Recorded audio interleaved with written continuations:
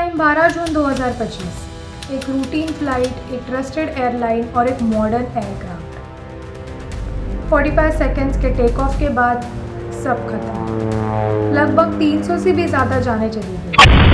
ये स्टोरी है flight A1171 की, जिसने अहमदाबाद के शहर से उड़ान तो भर ली, लेकिन कभी अपने डेस्टिनेशन नहीं पहुंच पाई।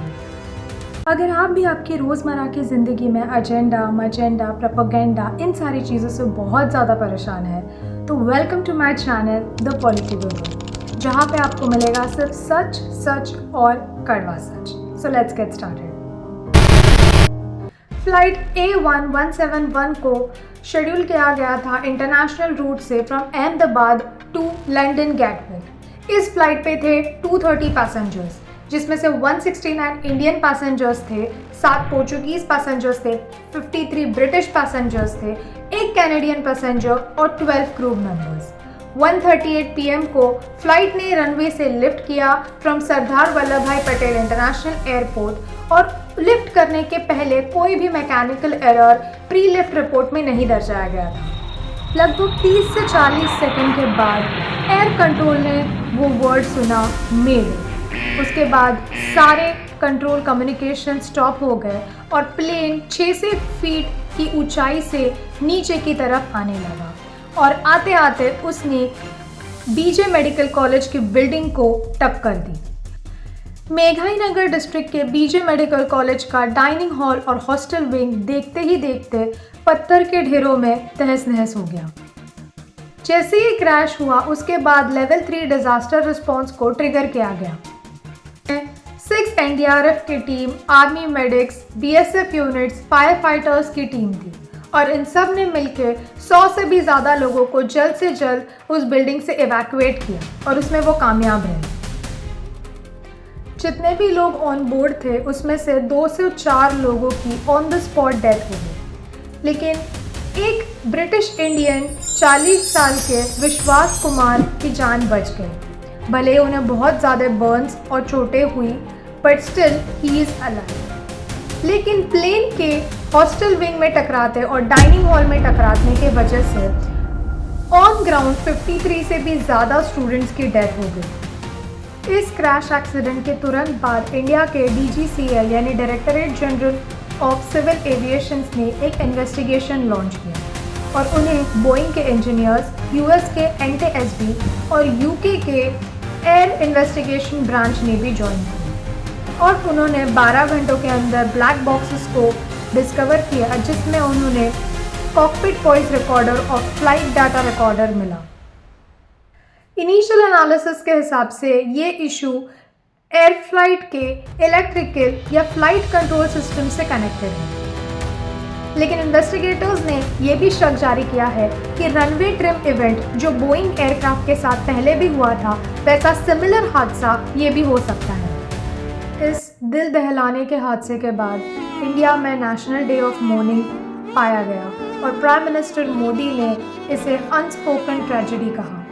वहीं किंग चार्ल्स और बाकी यूरोपियन लीडर्स ने इस हादसे के बाद इंडिया को कंडोलेंस और सपोर्ट दिया। इस हादसे के बाद टाटा ग्रुप ने विक्टिम्स की फैमिली को 1 crore as a immediate relief announce किया। ये सिर्फ एयर क्रैश नहीं था, बट ये एक सिंगल डेडलीस्ट एविएशन डिजास्टर है, जो हमेशा हमेशा के लिए एक ब्लैक पैच की तरह रहेगा इंडियन हिस्ट्री में। अभी कुछ ही हफ्तों में एविएशन इंडस्ट्रीज के एक्सपर्ट्स इस ट्रेजेडी को स्टडी करेंगे, और ये ट्रेजेडी क्यों हुई, इसके टेक्निकल रीजंस पूरे दुनिया के सामने आ जाएंगे। लेकिन सबसे इम्पोर्टेंट बात यह है कि उन 204 फैमिलीज और 53 से भी ज़्यादा स्टूडेंट डेथ जो उस हॉस्टल में और डाइनिंग हॉल में हुई, उन फैमिलीज को जवाब कौन देगा।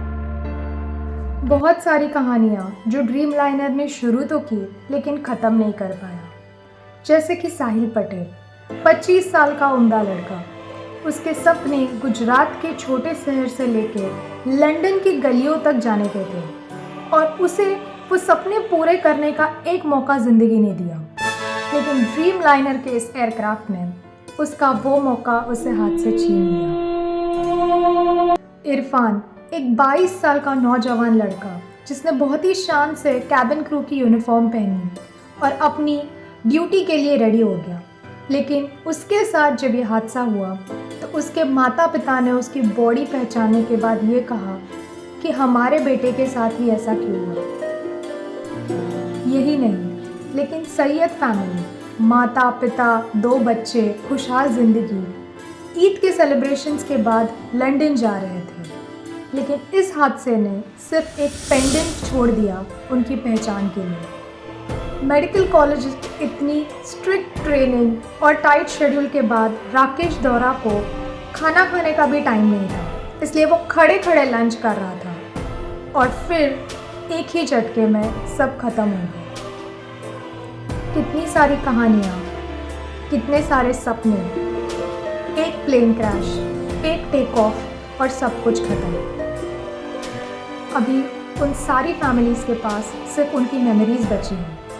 एविएशन इंडस्ट्री को लेसन्स मिल गए हैं टू इम्प्रूव, क्योंकि हर एक सीट के पीछे एक कहानी होती है और हर एक फ्लाइट के पीछे एक प्रॉमिस होता है to take off and land safely. I hope, pray and all my condolences to all the lost lives and their families, और ऐसा इंसिडेंट्स इंडिया में वापस कभी ना हो। Let's pray together, let's be together.